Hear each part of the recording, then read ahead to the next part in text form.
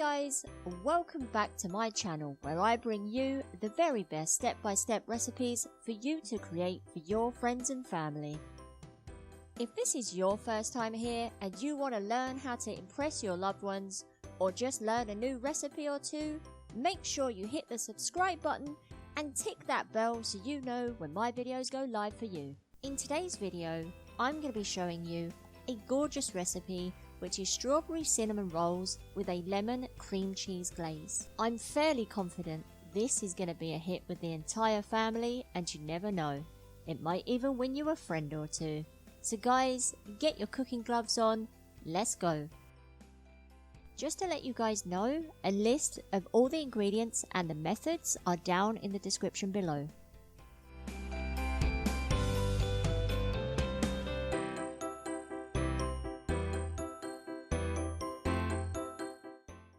In a small saucepan. Oof, that's a good start.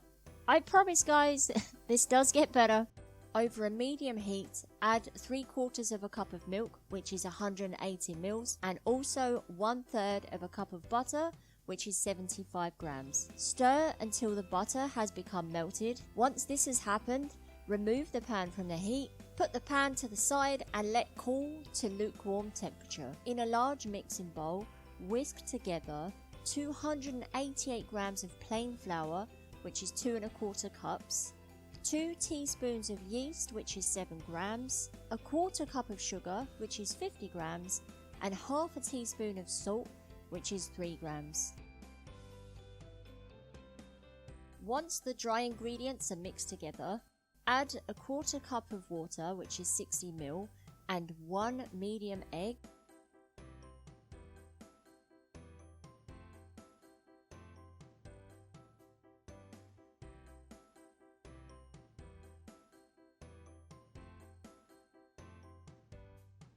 Mix this all together as much as you can. At this point, we start adding in the butter and milk mixture. Before you add this, make sure that it's at lukewarm temperature. Okay, so as you start mixing in the butter and milk mixture, you will notice that it does seem to become quite wet, like you've got too much liquid. But here it is. In the ingredients list, you will notice that I listed 3 1/4 cups of flour. We have only added 2 1/4 up until this point. So once the mixture becomes to feel too wet, grab your extra cup of flour and add that in bit by bit. If it still feels too runny once you've added the cup of flour, you're more than welcome to add a bit more. But just be careful, you can always add but you can't take away.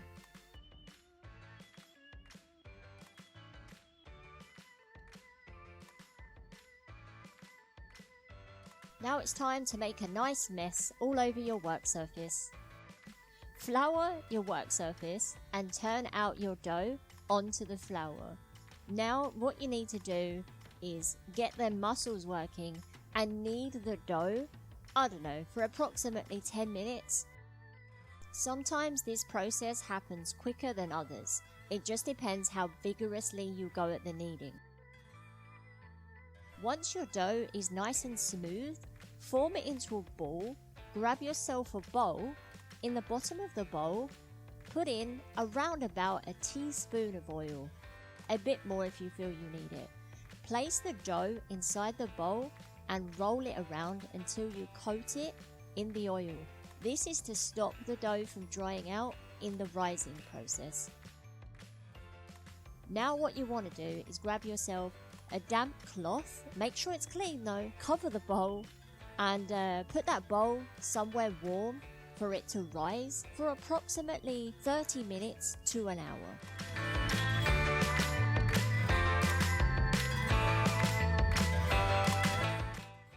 Alright, for the strawberry sauce, grab yourself a saucepan and your strawberries, which is 700 grams. So what you want to do is take half of your strawberries and cut them in half. So chop off the green stalks and then cut the strawberries in half. Once they're cut in half, pop them in your saucepan and add the sugar. So you want 1/3 of a cup of caster sugar, which is 65 grams. Also add 1 teaspoon of vanilla extract, which is 7 grams, and also a quarter cup of water, which is 60 mils. Let this simmer over a medium heat for around about 15 to 20 minutes. Remember to keep an eye on it so it doesn't, boil dry. It shouldn't, but just in case, you never know. At this point, cut up the rest of your strawberries into teeny tiny little chunks and simmer away for another 10 to 15 minutes until it's nice and thick and the strawberries have reduced. If the strawberries have not reduced fully, what you can do is grab yourself a potato masher and mash down the rest of the strawberries that have not reduced fully, and then take the sauce off the heat and allow it to cool down. Alright lovelies, it's now time to make even more mess. I hope that you do enjoy mess because this video has a lot of it. Okay, so it's time to flour your work surface all over again. Once the dough is rested and doubled in size, what you want to do is grab your dough and turn it out onto your floured work surface. Grab yourself a rolling pin and roll out the dough into a nice rectangle shape. You're aiming to make this about ½ an inch thick. Once you've got your dough rolled out, grab your strawberry mixture that you made earlier. Make sure that it's very, very cool and spread it all over the top of your dough. But make sure you don't do what I did and put all of your strawberry mixture onto your dough, because I didn't realize that this strawberry mix was too much for the amount of dough that I had. So I highly recommend that you only put about half of the strawberry mixture on top of your dough and then see how you go. But please do not put all of it on there. Save the rest of it in a jar and use it as jam.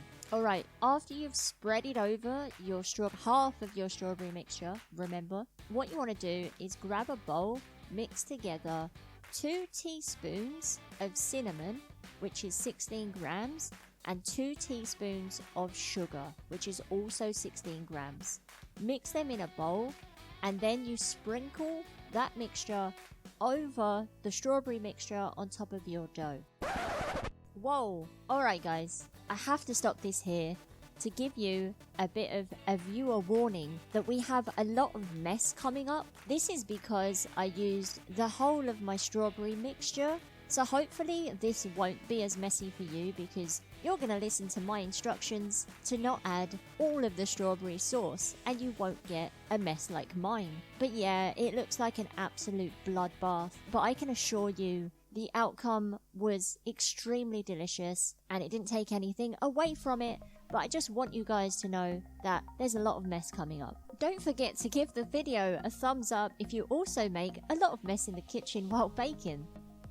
So what you want to do, once you've put your strawberry sauce on and your cinnamon and strawberry mix, is roll up the dough as neatly as possible. You're going to have a much easier time than I did because you're not going to have as much strawberry in there. But yeah, once it's rolled up, you want to cut yourself about 2-inch thick slices. So once you cut it all, you place it into your dish. Once it's in your dish, what you want to do is grab another wet cloth. Again, make sure it's clean.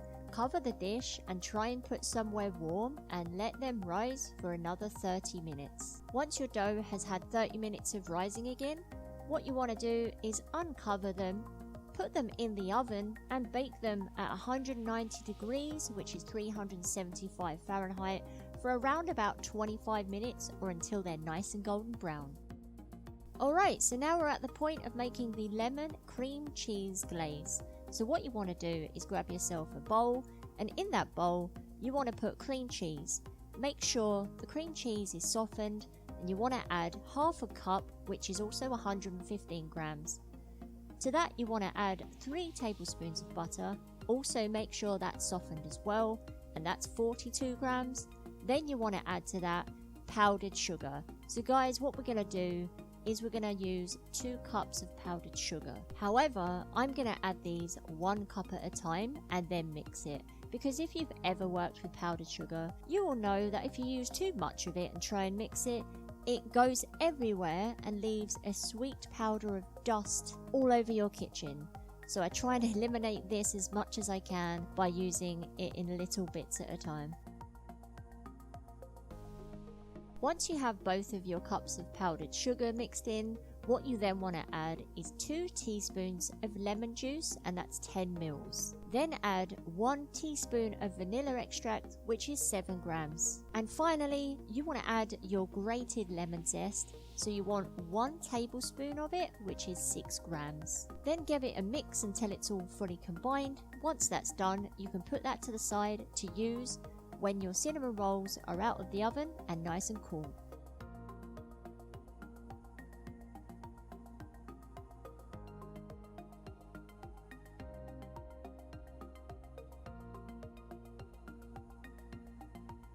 Just to let you guys know, a list of all the ingredients and the methods are down in the description below.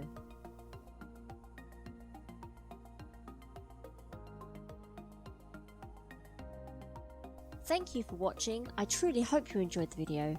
If you did, press the like button below and also subscribe and tick the bell to be notified for when I release more mouth-watering recipes for you to create. Also guys, don't forget to comment down below if you made the recipe and enjoyed it, and also any recipes you would like to see in future videos. Once again, thanks for watching, and I'll catch you next time.